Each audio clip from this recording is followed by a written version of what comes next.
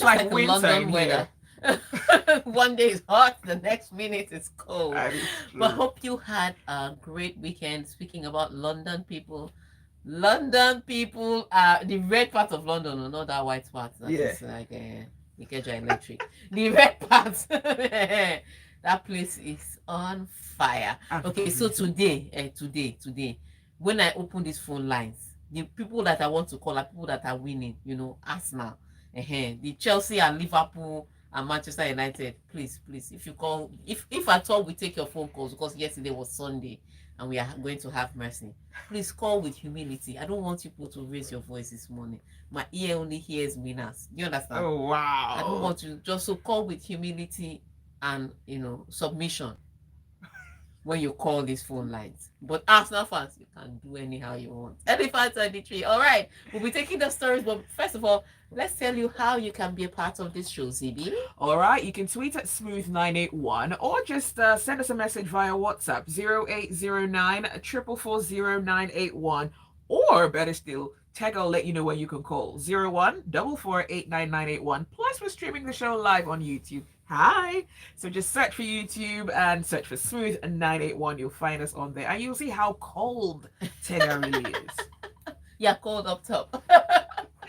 Okay, on to the stories. Top seed Swiatek crashes out of the Australian Open. And yeah, Djokovic must defy injury and crowd at Australian Open. Juventus share points with Atalanta in 6-goal thriller. It doesn't get much better than Arsenal's Arteta after late win. Liverpool and Chelsea cancel each other out in Anfield stalemate. Pedri on return to end Barcelona win over Getafe. Pep Guardiola admits Man City have had to adapt for a prolific striker. And Frank Lampard, Everton boss, absolutely does not fear being sacked. It would do him like shock. But yeah, that's the mouth he's making now from 19th on the table. He doesn't fear being sacked.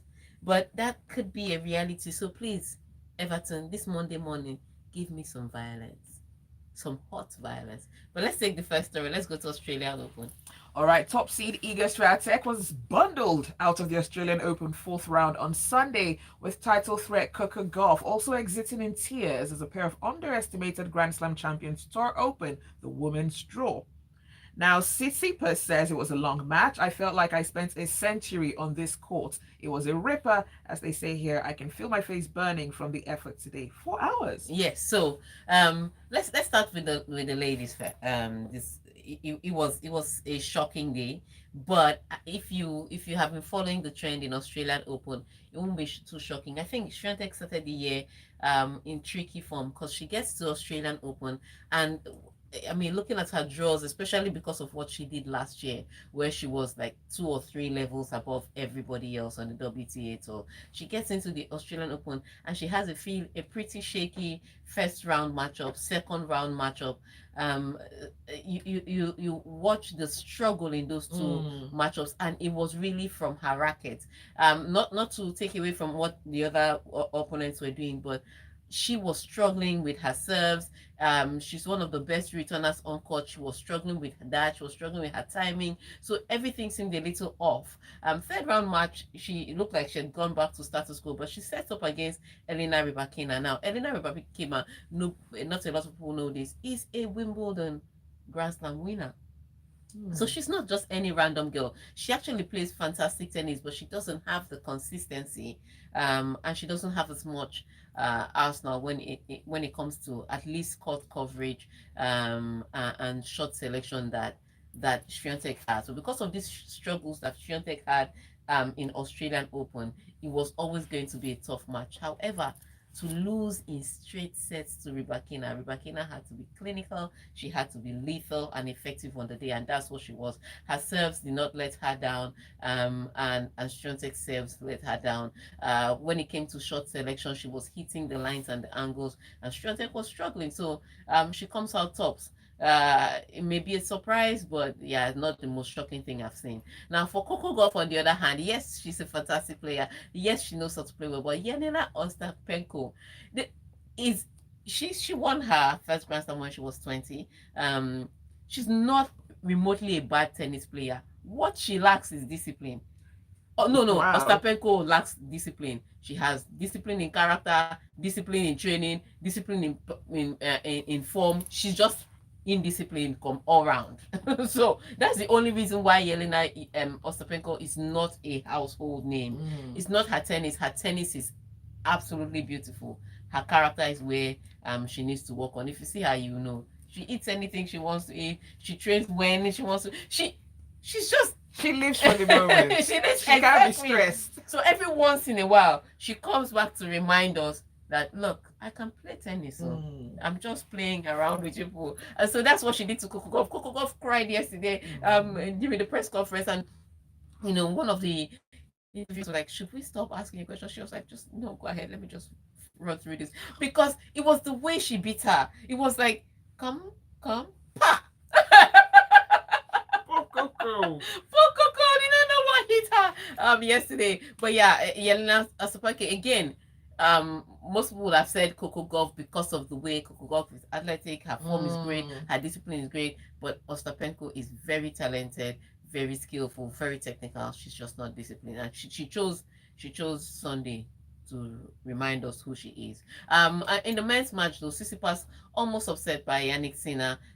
He'd won by two. He was leading by 2 sets. Then Yannick Sinner comes back. 2 sets later, the momentum looks like the switch to Yannick Sinner.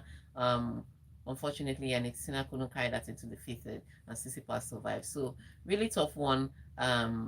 Yesterday, but today already some big names have already crashed out. Caroline Garcia, she's a fourth ranked player in WTA. She was knocked out early hours of this morning by Lynette, who is reaching her first quarterfinals ever at the age of 30. Never give up. She started at 16. Just so you know how long. That is amazing. That's amazing. So and Novak Djokovic plays later on today. So huge one in the men's draw. He plays against homeboy Alex de Minaur. Novak Djokovic is traveling with it. Well, he claims that he has a thigh injury. I've not seen it yet because he's still beating people left, right, and center. But he claims that he has a thigh injury, and once in a while you see him limp as if there's something wrong with him. Then he'll beat you right after that. So if Alex de Minaur knows what is good for him, just make sure Djokovic is on the run. Just keep him running. But yeah, that's going to be up on court anytime soon after this match with Rublev and Rona. All right, so we go now to football. Okay, you don't want to take a message? Okay, let's take a message. All right, so LK, and this is on YouTube, says, I read somewhere that Djokovic flouted an Australian Open rule, but don't know what it is. Tega, can you explain? I have no idea to what he flouted, but then again, they let him back into the country. They got what they got coming. All right, so let's go on to Juve. Juve played out a thrilling 3-3 draw with Atalanta in their first match since being slapped a massive points deduction for illicit transfer activity. Roma taking their place in Serie A's Champions League positions following a 2-0 win at Spezia. All right, so let's talk about Juventus first. So they did what is called, I will call it financial doping. That's the best way, or capital gains, whatever I want to do. So basically, they just inflate when they just inflate their gains when they do their transfers. Yes, and before people start shouting Juventus again, because in 2006 they were the ones that were manipulating the league to win, and then that time they were demoted to Serie B. Wow. Yes, they were manipulating points to win. They were buying matches to win. So wow. That was 2006. That one they demoted them to Serie B. They're back now in Serie A, and they are back to this. But they're the ones that were caught. They're the ones with the largest ones. So basically, how was it explained now? Let's say they wanted to trade a player. Let's say you know, you look like you can play football. Look like a Liverpool player. So 20 million euros. If you're a Chelsea player, it'd be like 100. But so 20 million euros for you. So what they'll do is that they'll buy you for that 20 million euros. Then they'll now spread the payment fee over like maybe 3 years, so that in their own books it can be balanced. Then 1.5 years into your deal, they'll now sell you for maybe 15 million. So now they've made an extra gain of 5M. So they were just using that to shape the books. Yeah.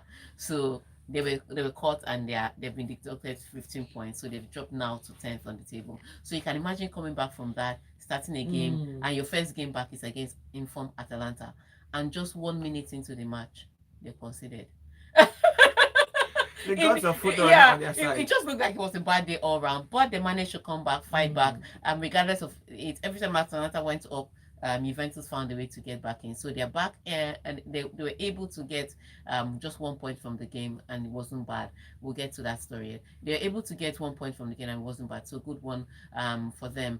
But in the Serie Serie A right now, it's clear Napoli is winning. The question is who is going to come second and who is going to come third, and that's between the Milan club. So AC Milan plays on Tuesday, but Inter Milan, they played Lazio on Tuesday, but Inter Milan play today. So we see how that pans out. And for Jose Mourinho, congratulations, his team is in the top four. Yeah, Good for him. 13 points behind the leaders, but in the top four. Wow, that's a massive gap. Yeah, top four is top four. Wow. All right. Do we want to read a few messages? Let's take a message. Okay, this one is from Tayo. This point deduction is looking attractive. I hope Ted Bowley doesn't offer to buy it. The revelation explains some of their bizarre transfers with Barcelona, Arthur, and Man City, Danilo. Yeah. So there's even somebody that was touched in Tottenham because one person was traded, and one of the players, I think it was Romero, he was sold or bought to cover up. Yeah. This is like an organized criminal syndicate. It's a thing. So a lot of clubs do it, but Juventus own was they caught them with their hand in the cookie jar. Yeah, that's the difference. All right, and this one is Arsenal. Now, apart from picking up a yellow card, Arsenal manager Mikel Arteta enjoyed the perfect Sunday afternoon as his side completed the first half of the Premier League campaign by reaching 50 points with a 3-2 win over Manchester United. Fantastic game by Arsenal. I would say this for Manchester United though. They didn't play a brilliant game yesterday, and that was partly down to the way Arsenal started the match. Didn't give them much room, but Manchester United is a team that can play very well on the counter, and so that was always going to be a threat, considering that Arsenal, as great as much as they're winning, their defense every once in a while gives you, Christmas bonus or something, just to make you feel good about yourself. So the question was who was going to make an error on the day that was going to give Manchester United the opportunity to score. And you'd say maybe it's Gabriel that would give an error. Turns out he wasn't the one that made the error. So I would say it was always going to be that Manchester United was going to score. The question was Arsenal going to be able to take advantage of their chances, of all the chances they've created? And when Rashford scored against play, it was just like, how is Arsenal going to come back? But they had the mental fortitude, equalized, then went ahead, and then Manchester United came back into the game again. Even if Manchester United did not play well, I would say this: Manchester United did not have a brilliant game yesterday. Sorry, Manchester United did not have a good game yesterday. They just capitalized on defensive errors, which every big team should be able to do. But Arsenal got the last laugh at the end of this. So I think the better team won. Eric Ten Hag can say what he wants to say about his players not following script. The better team won. End of discussion. And the worry Arteta should have is that they play so brilliantly, but they struggle to get the results in big matches. So yesterday was a good one for them. They were able to keep Manchester City at bay with 5 points. But yes, this elephant looks solid on the tree. So Arsenal fans, at this point in time, we'll open the phone lines for you when we come back from the break.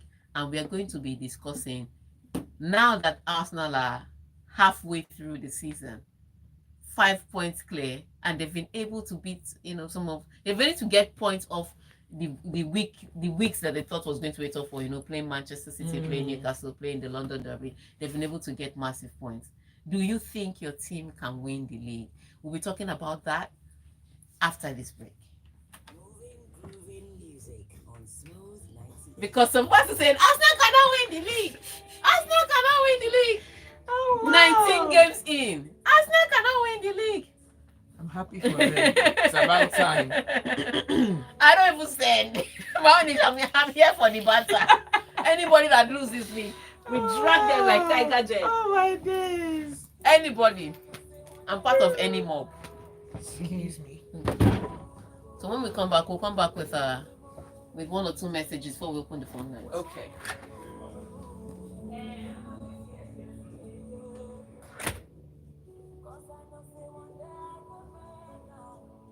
Runa, you let Rublev beat you back.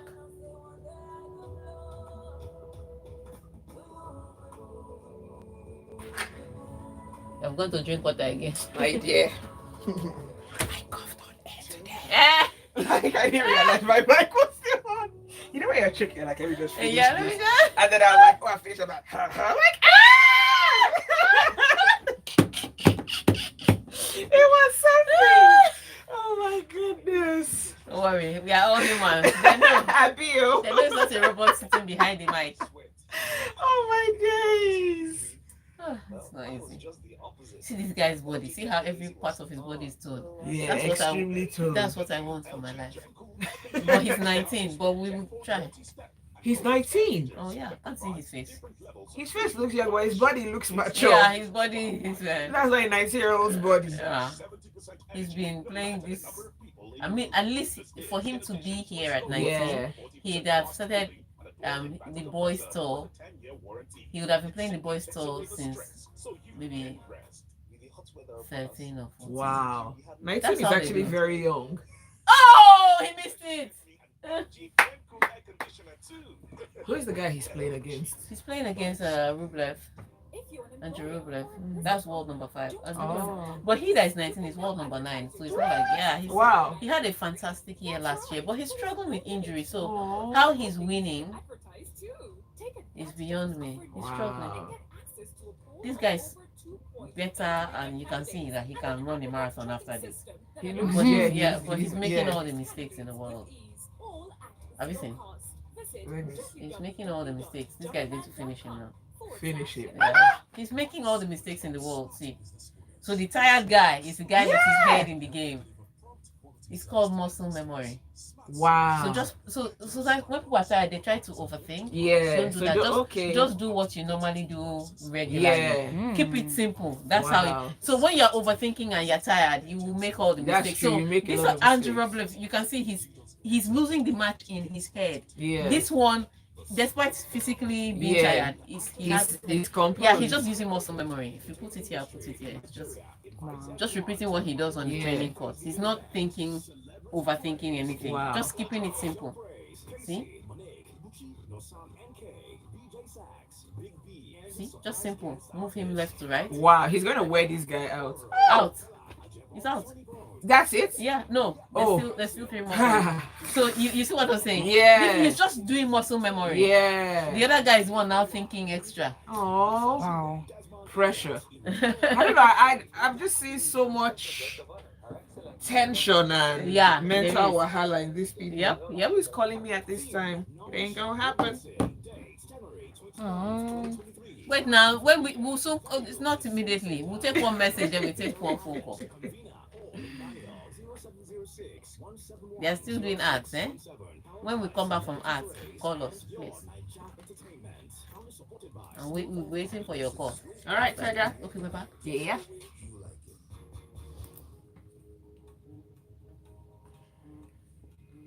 You're in the locker room on Smooth 98.1. Zibby and Tega here. Arsenal fans seem to be very excited. The phone lines have been buzzing. All right, so the conversation we are having is simple. Now that we are halfway through the season, do you think Arsenal can win the league? All right, the numbers to call are 0144899181. All right. So hello, good morning. Hello, morning. Good morning. What's your name and your location, please? My name is Greg. I'm calling from Ojo. Okay, Greg from Ojo, go right ahead. Do you think Arsenal can win the league? Definitely. Yes. My only fear is, will they even give us the cup? Too much by Tega. Too much by look, we are on a cruise. Even when we want to go down, we know the shake, we know the fear, we know some will equalize, we will win. What God has blessed, no one can cause. Correct. For me, I saw a different Arsenal yesterday. There's no desire, determination to want to win, and they won. The only thing that won us this season so far, this half season, is Man. They didn't let us rest, and I know we beat Arsenal. We beat them well, and I'm very sure, positive. Tega, at the end of the season, I'll call you. I'll give you a gift for winning the league. Thank you. I beg, please. Arsenal must win this league. I beg, I like gift. Arsenal must win this league. All right, so let's take the next phone call. Hello, good morning. Hello, good morning, Tega. Good morning. What's your name and your location, please? It's Emma from Atoka. Emma from Akoka. Emma, go right ahead. Do you think Arsenal can win the league? We will. The elephant will stay on top of the tree till the end of the season. Do you understand? Yes. Look at the Lola Devi in Kenya. Your defense is in trouble. We have the world-class strikers.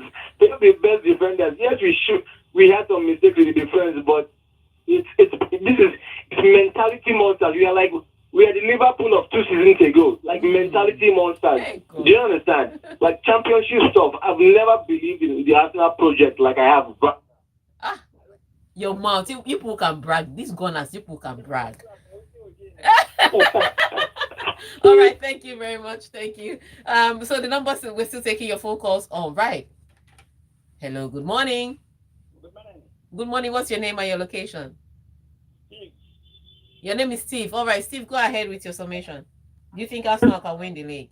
Arsenal can win it if they can get extra striker, because all these strikers may not be able to carry the load, and then get somebody to support Thomas.